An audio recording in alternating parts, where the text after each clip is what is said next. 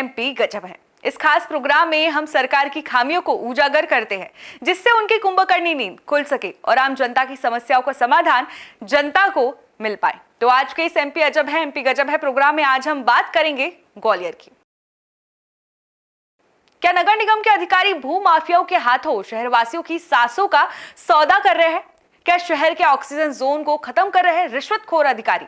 ये सवाल तब उठता है जब ग्वालियर शहर के रखवाले ही अब इस शहर को खत्म करने पर तुले हुए हैं। और ये हम नहीं कह रहे हैं, ये तस्वीरें बयां करती है जो ग्वालियर के पॉश इलाके एजी ऑफिस के नजदीक की है।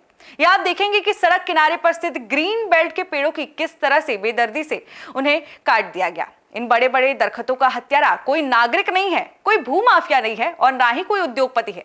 इन पेड़ों की हत्या करने वाला है ग्वालियर का नगर निगम प्रशासन, जिसने एक बिल्डर के राजनीतिक रसूखों के आगे नतमस्तक होते हुए उसे लाभ पहुंचाने के लिए उन पेड़ों की हत्या कर दी। सूत्रों के मुताबिक ये पेड़ काटने के लिए जब नगर निगम के नेता प्रतिपक्ष हरिपाल सिंह से जब पूछा गया तो वे भड़क गए, लेकिन हमारे सवालों में उलझकर उन्होंने इसे बिजली कंपनी का कारनामा बता दिया। जबकि नगर निगम के सहायक आयुक्त और पार्क प्रभारी खुद पेड़ काटने की बात हमारे सामने स्वीकार कर चुके हैं। इस मामले में ग्वालियर महापौर शोभा सिकरवार का कहना है कि हरे भरे पेड़ों को काटने की अनुमति किसने दी, इसकी जांच की जाएगी और दोषी के विरुद्ध कड़ी कार्रवाई भी की जाएगी। देखिए ग्वालियर से हमारे संवाददाता संजय शर्मा की ये रिपोर्ट। एक और सरकारें जंगल खत्म कर रही हैं, जिला प्रशासन जो है पहाड़ियों को खत्म कर रहा है, पेड़ों को काट रहा है। दूसरी ओर आप देखेंगे कि जो स्थानीय निवासी हैं उन्होंने किस तरह से सुंदर उद्यान लगाया है, सुंदर बागीचा है। इसमें महंगे पेड़ भी हैं और सस्ते पेड़ भी हैं, लेकिन सबसे अहम बात यहाँ पर यह है कि इन पेड़ों को बिल्कुल बच्चों की तरह पाला पोसा गया है और ये एक जन भागीदारी का बेहतर नमूना यहाँ पर देखने को मिला है। श्री राम कॉलोनी का ये पार्क है और मेरे साथ में कुछ लोग मौजूद हैं, उनसे बात करते हैं।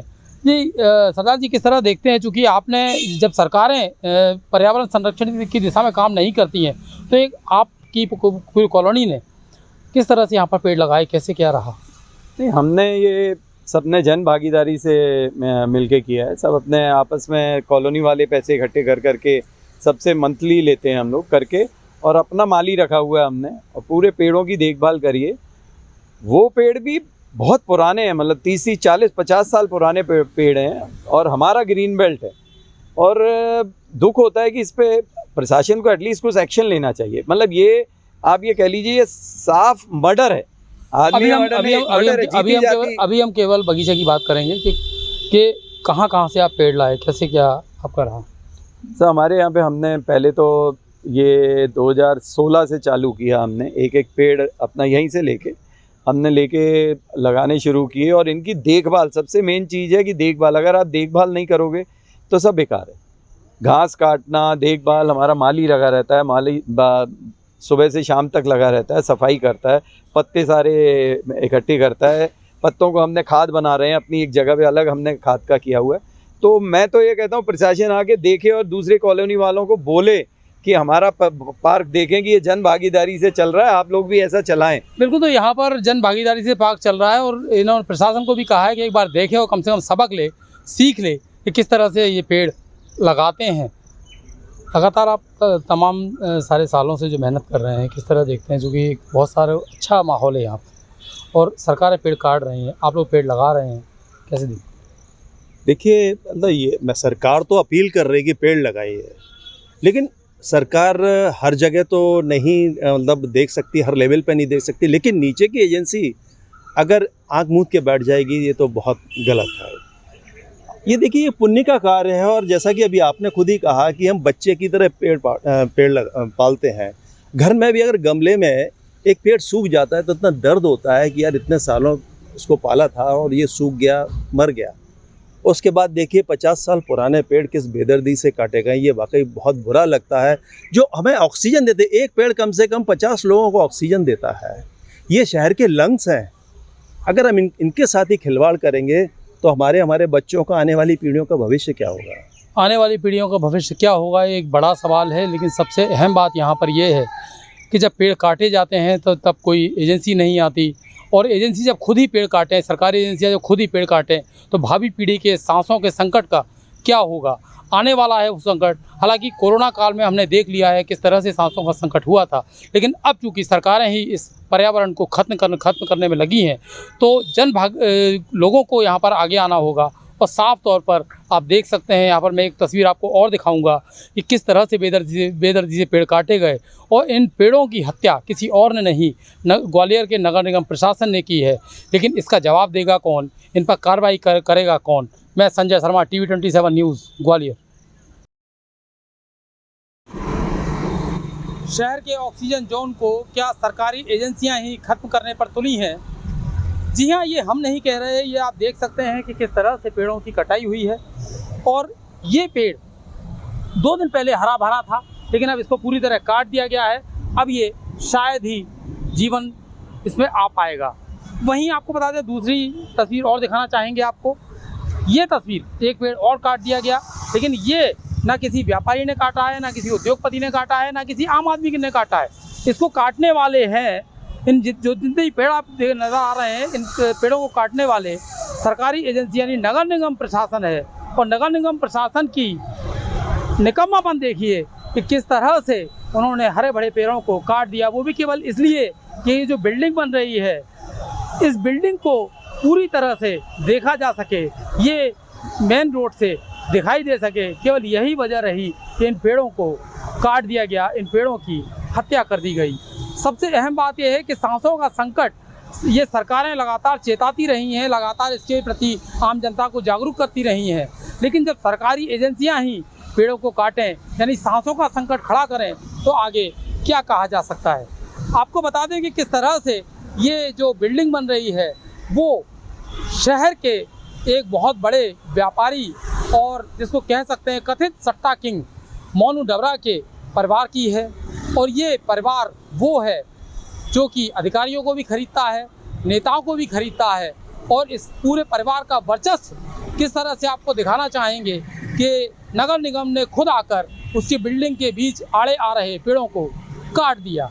अहम बात यह है, ना इसमें कलेक्टर बोलने को राजी हैं, ना ही निगम कमिश्नर बोलने को राजी हैं। हालांकि कार्रवाई की बात हो रही है, लेकिन कार्रवाई कब होगी? कार्रवाई क्या इस बात की होगी कि पेड़ों की हत्या कर दी गई? कार्रवाई क्या इस बात की होगी कि भावी पीढ़ी की सांसें हमने छीन ली? लेकिन सबसे अहम बात यह है कि कोविड के बाद भी सांसों की परवाह किसी को है तो वो आम आदमी को, जैसा कि हमने इससे पहले वीडियो में आपको दिखाया। लेकिन अब चूँकि यहाँ पर सरकारी एजेंसियाँ ही पेड़ों को काट रही हैं, सांसों का संकट खड़ा करने में लगी हैं, तो आगे सांसों की रक्षा कौन करेगा? Sanjay Sharma, TV 27 news, Gwalior. Shriram colony के बाहर जो है पेड़ काटे गए, किस तरह देखते हैं? क्योंकि एक बिल्डिंग को दिखाने के लिए इस तरह का मामला सामने आ रहा है, क्या कहेंगे? ये बात आपकी सही है कि वो ग्रीन बेल्ट है और वहाँ पेड़ों की कटाई छटाई पर हम नहीं करते हैं हम। लेकिन चूँकि बरसात का मौसम चल रहा है और पेड़ ऊपर से बहुत घने हो गए थे, तो हमारे द्वारा केवल पेड़ों की ट्रिमिंग की गई है। पेड़ हमने पूरे नहीं काटे हैं, केवल पेड़ों की ट्रिमिंग ऊपर से की गई है। और आप भी जाकर देखें, जो तने उनके जो लगे हुए हैं, वो तने सरवाइव दोबारा करेंगे और दोबारा से पूरे कैनोपी बन जाएगी। 12 से 15 पेड़ काटे गए हैं और नहीं, ऐसा कुछ नहीं है। उन्हें कुछ पेड़ ऐसे थे जिनके पूरे तने उड़ा दिए गए। नहीं, ऐसा कुछ नहीं है, मतलब 4 पेड़ों की ट्रिमिंग की गई है। श्रीराम कॉलोनी के बाहर जो है जो ऊपर पेड़ काटे गए हैं, किस तरह देखते हैं? चूँकि सूत्र ये बता रहे हैं कि आपने उन लोगों को भेजा था, आपके द्वारा शिकायत करने पर इन पेड़ों की छटाई हुई। आपके पास कोई प्रमाण है इस चीज़ का? प्रमाण कि मैंने भेजा, तो फिर आप सूत्रों की बात क्यों कर रहे हो मेरे से? जिनने आपको बताया उनसे मेरा या तो मोबाइल की डिटेल लेके आओ, ठीक, या मैंने किसी को पत्र दिया हो तो वो लेके आओ। अब ऐसे कोई कुछ भी कह दे तो उससे कुछ नहीं है। मेरी बात सुनिए। कल मैं जब वहाँ से निकल रहा था तो मैंने भी देखा था पेड़ के तने काटे गए हैं, मतलब पेड़ की डालियाँ काटी गई हैं, पेड़ ज़मीन से नहीं काटे गए हैं। और मैंने जानकारी ली तो जो बिजली वालों को कनेक्शन देना थे उसके तहत MPV वालों ने वो पेड़ काटे थे, लेकिन जड़ से कोई पेड़ नहीं कटा है। अब आप मुझे बता रहे हो कि साहब आपका सूत्रों से हवाला ऐसा मेरा वो है, तो मैं आपसे कहता हूँ उसका मेरे पास प्रमाण लाइए अगर मैंने किसी को बोला हो। आज नगर निगम खुद बोल रहा है, आप कह रही आपने अभी कहा कि बिजली वालों ने काटा है, क्योंकि नगर निगम अधिकारी खुद बोल रहे हैं कि ये पेड़ हमारे द्वारा काटे गए। बिजली वालों ने पेड़ काटे, एमपीवी वालों ने, अब मुझे नहीं मालूम उसमें नगर निगम शामिल थी कौन थी, क्योंकि मेरे को नोटिस में है ही नहीं वो चीज़, तो मैं कहाँ से बता पाऊंगा। और जिंदे बताइए तो आप उनसे पूछो, वो ज़्यादा उत्तर सही दे पाएंगे। मैडम एक श्री राम कॉलोनी के बाहर एक बिल्डिंग बन रही है, उसको ना देखे, उसको दिखने के लिए इसलिए पेड़ काट दिए गए। सालों पुराने पेड़ थे, बड़े बड़े दरख्त थे, किस तरह देखे?